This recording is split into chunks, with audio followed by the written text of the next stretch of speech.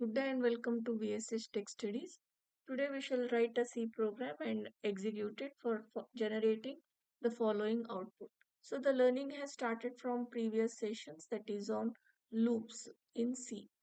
So in previous sessions we studied how to trace the given C programs written using C loops, and today we learn how to write C programs to generate the required output using C loops, just the reverse of previous sessions.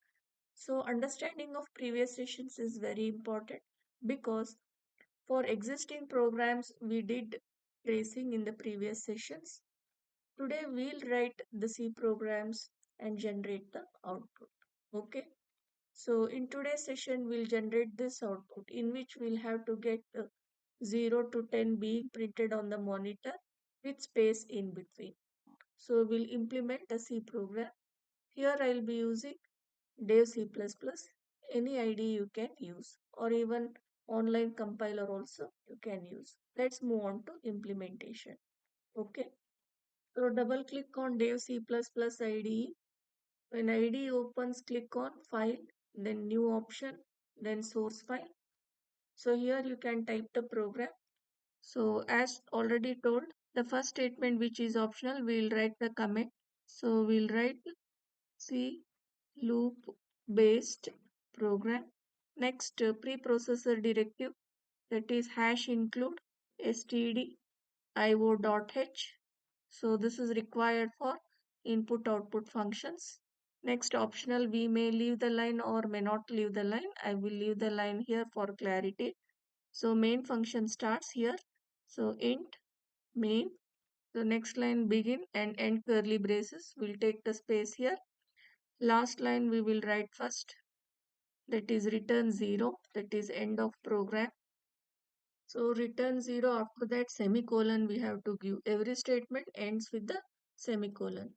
So this is exactly where here we'll have to write the code. So we have to generate the printing of numbers, means printf statement we'll have to use, but it should be done repetitively starting from 0 till 10, means loop statement will have to take, that is fixed. So before that we'll do declaration, one variable will take.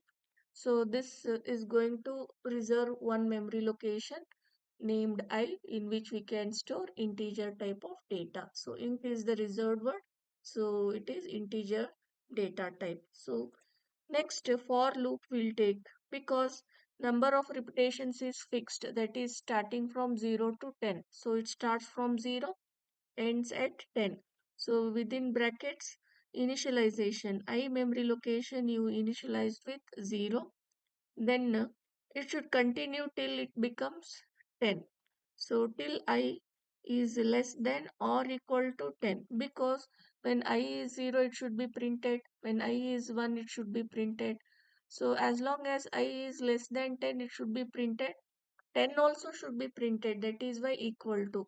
But when it becomes 11 it should not be printed. So printing action must be continued from I0 to I less than or equal to 10.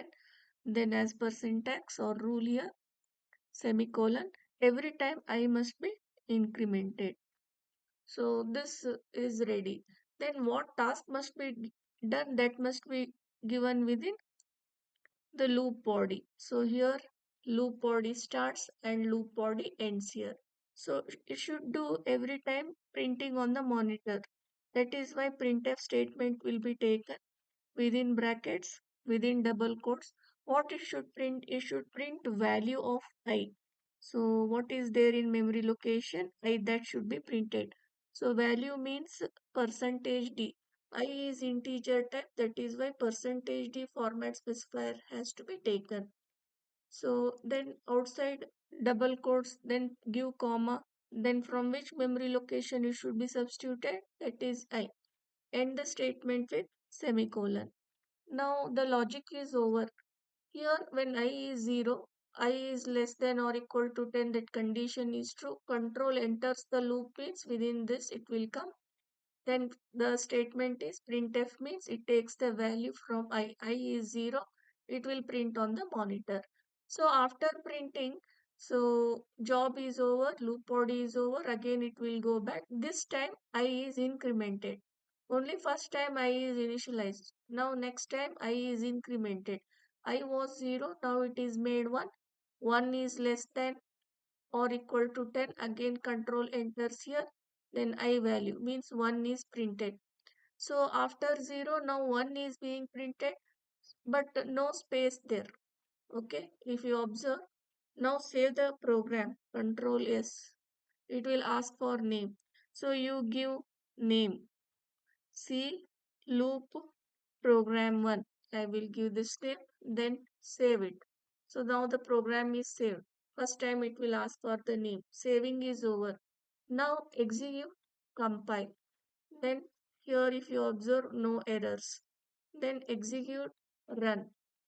So 0 to 10 it is printed, but space is expected. After printing 0, it should leave the space. When printf writes the value here, every time it should leave the space. Space is also a character that you include here. So now save the changes. Whenever you do some modification, you have to save the changes. For that, you press Ctrl S button on the keyboard. So modifications are saved. Then again execute, compile, execute, run. Now you can see here the output is 0 to 10 being printed on the monitor. Okay. So here when I was 0, I is found to be less than or equal to 10. Control entered inside the loop body. Printf statement means I value is printed, that is 0. Then space it will leave. So in one statement, it is doing two jobs, printing I value, then leaving the space. Then control would be here, on the monitor. In program, the flow control will go back to for loop. I is incremented. It is made 1. 1 is less than or equal to 10. Again, control enters the loop body. So printf statement, I value is substituted. That is 1.